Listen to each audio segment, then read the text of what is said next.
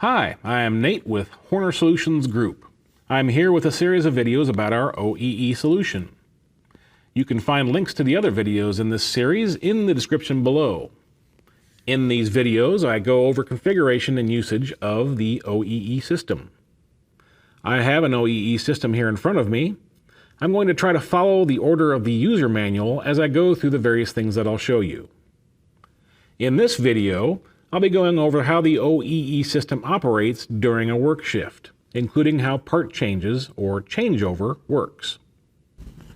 Now, what I have here is a system that is as it comes from the factory. The reason I have downtime active is because this system thinks it's 7:03 a.m.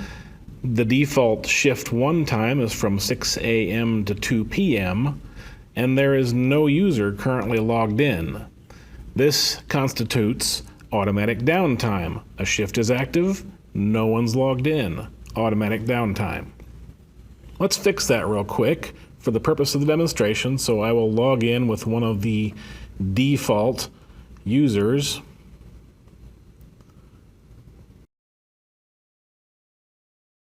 And log in. Now I'm logged in as this user, which means I can access the work interfaces. So let me go ahead and do that real quick, which will give me the downtime selection. I will go ahead and say operator shortage because no one was logged in. And now I have an operator shortage downtime active. I'm going to go ahead and add a cycle just to get the downtime out of the way, and then go back to my home. And now we have our home screen without anything downtime related active. Let's go over the login logout system in a little more detail. Currently I'm logged in as user 10101. If I press logout, I get the option to either log out or cancel that operation, so I'll go ahead and log out. And note that I went immediately into downtime because now I am not logged in, and once again I am within an active shift. And you can also see the second shift that I configured here is now shown also, which will have a green highlight when it is active. To log in, you'll press the login and you'll select the login ID and the password, one of 20 of the login ID and passwords, to log into this system.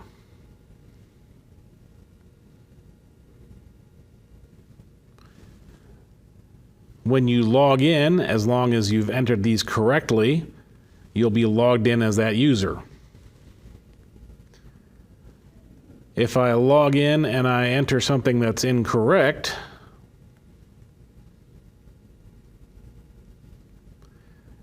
when I press the login button, it will tell me that it's an invalid login of some sort. So either the login ID or the password is incorrect. There's also a time and date stamp here to indicate when the last update was of the user database that resides in here, of the 20 users that are possible to log in as.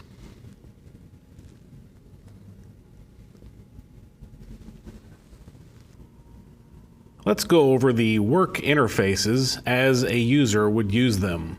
Ideally, before the shift starts, the user will be logged in. I've set this system up to be just before shift 1 starts at 6 o'clock a.m.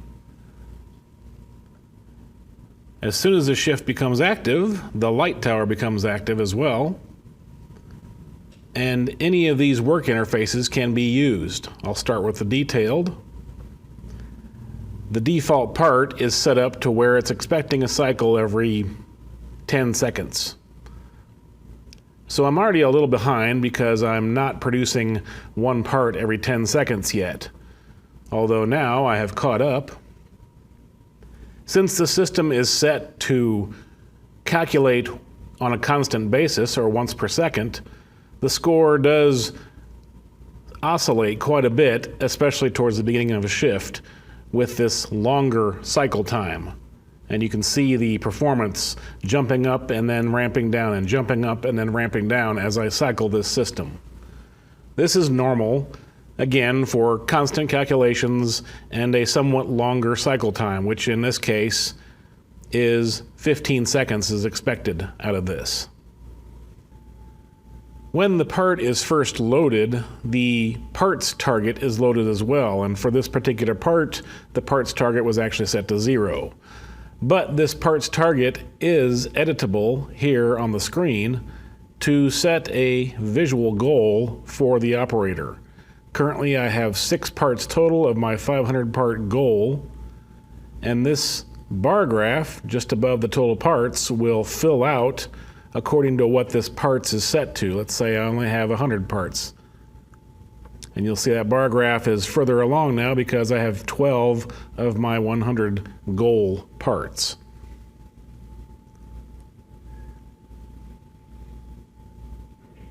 There are targets for availability, performance, and quality, as well as the OEE target.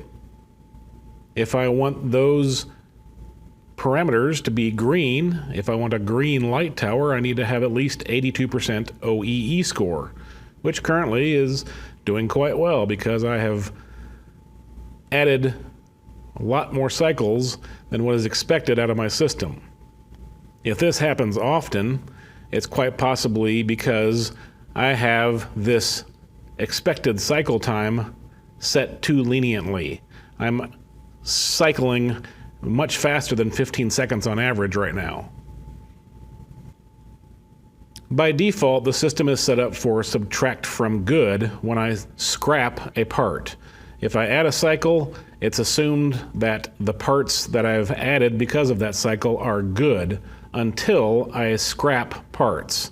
If I start to scrap parts, it subtracts from the good and adds to the scrap. The total parts does not change in this case. If the system were to be set up for replace cycle, then subtract scrap would actually be add scrap, and you would add scrap and add total parts, and the good count would not be affected. The scrap adjustment field initializes to the parts per scrap parameter for each part, so that when you press the subtract scrap, it subtracts that number of scrap items from the good pile.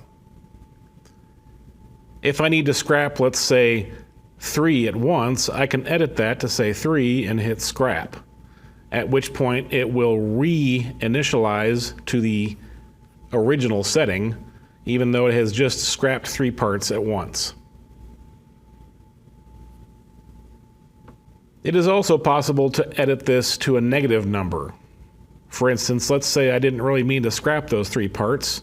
I can press 3 and the plus minus sign to make it a negative 3, and then subtract that scrap, which actually reverts back to the way it was. It actually takes the scrap parts and puts them into the good pile. I have my average cycle time here, which is 12 seconds, which is quite a bit better than my 15-second expected cycle time, which is why my performance is above 100% for much of this time. Since I have just not cycled for the ideal cycle time plus the grace period, I have gone into downtime, automatic downtime. This is because the part is currently set up for expecting a cycle on cycle time, and the expected cycle time of 15 seconds plus the grace period has been exceeded, and therefore automatic downtime has been initiated. At this point, the operator must select a code to specify why there is downtime. This prompt will only show up from the work interfaces. So I can select my code, regardless of whether it's one of these first 10 that shows up here, or since this system is set up for more than 10, I can hit more, and I can see my remaining 2 because this system is set up for 12 downtime codes. Whatever the code may be, once I select it, if I hit assign downtime code, that downtime is assigned to the current downtime. And now my banner reads machine adjustments as the reason for why the system is currently down. While in downtime, regardless of how the system is set up for either constant or on-cycle calculations, the calculations do revert to once per second.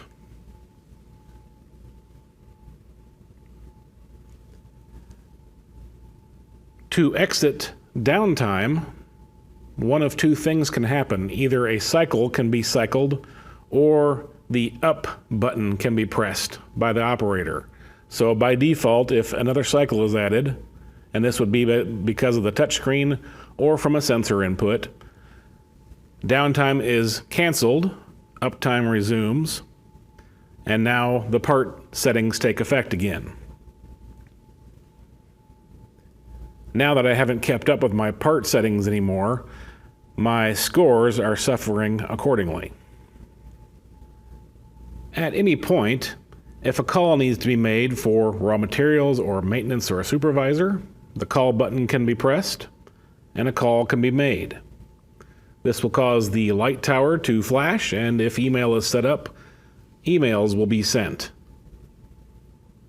While the call is active, I can exit back to my work screen and continue working until maintenance or raw materials or whoever gets there to acknowledge or take care of the call.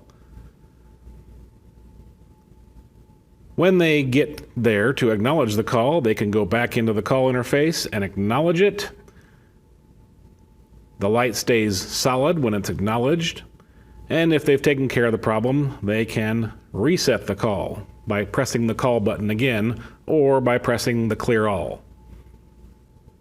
Similarly to the detailed work screen, the simplified work screen shows not quite as much information, but still has the add cycle trigger and the subtract scrap trigger, as well as the runtime and downtime and change part and call interface.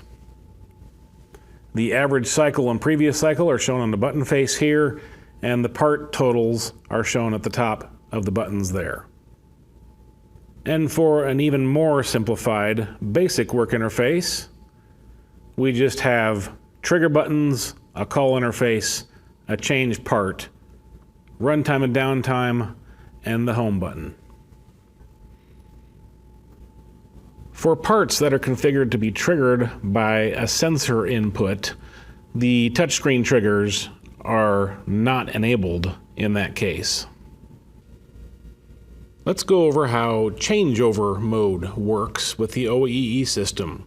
I'll be using the work detailed interface, but it does work the same for any of the work interfaces. When the user needs to switch to a different part or a different process, what they will do is change part. The first thing that shows up is the parameters of the current part being worked on. To choose a new part, you'll press the Choose New Part and select one from the list of parts available on the OEE system. I've made 3 parts, one with 0 changeover time, one with 1 changeover time, and one with a 10-second changeover time, to show the 3 different variations of changeover. So let's select that first one with 0 seconds of changeover. When I hit OK, it does only load to this preview window. It doesn't take effect yet until I press this Change to New Part. Once I change to new part, it immediately goes into downtime. And ideally, they would choose something like changeover as the reason for that downtime. There is also an option to automatically specify changeover downtime in the setup menu. Now that changeover is active, changeover mode is active, the count up timer shows how long changeover has been active, and of course the downtime counter is counting up as well. The tower lights have all turned on and are blinking because we're in downtime right now. So all the tower lights, red, yellow, and green, means that we're in changeover mode as an indicator. When we're in changeover mode, all of the triggering is ignored, so I can't press the touchscreen buttons without pressing that done button, and all of the internal communications and sensor signals are being ignored as well. Once I'm done with changeover, I would press the changeover process done, and the system goes back to being ready to be cycled. So if I add a cycle, calculations take off from there. Now I'm severely behind because I was in changeover mode, and that's not being accounted for. It's being scored negatively in this case because I have my changeover time set to 0 for this part. So it's going to take some time for it to catch back up if I plan on getting anywhere with this.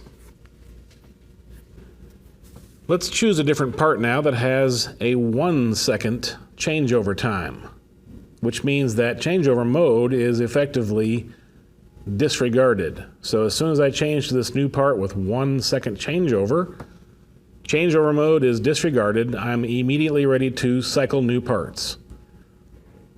The triggers are not ignored in that case. I'm still in uptime. This is for parts that, or processes that don't take any changeover time and just they're ready to go right off the bat.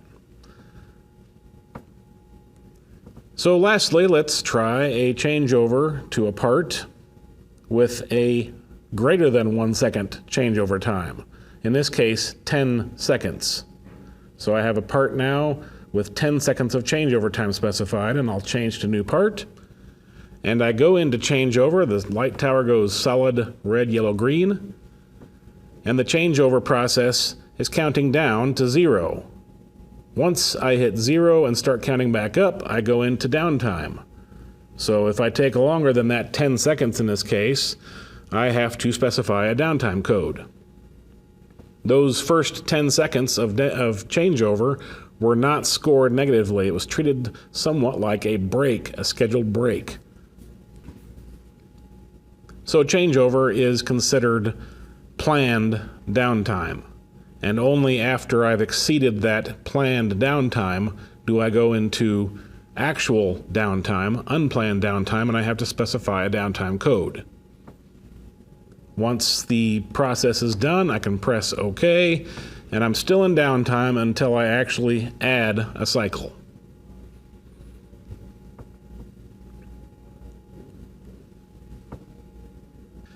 If I change to a part, and I'm just changing to the same part again to reinitialize it, with downtime with changeover time specified, notice it starts counting down. If I complete the changeover process before that counts down, I don't actually have any downtime associated with changeover, and I've actually beaten my time that I specified for that part. A note about choosing parts for changeover.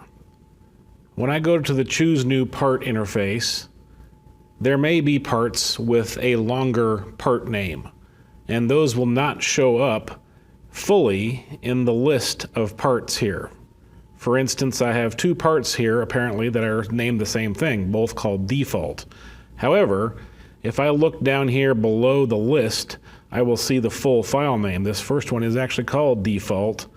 The second one is called default space and then in parentheses 1 because it was a copy of the same file. Or similarly, this PWA 099-0 shows there, but it's actually PWA 099-03 as it shows down here in the field below. That is how you will see the entire part name when selecting a part during changeover.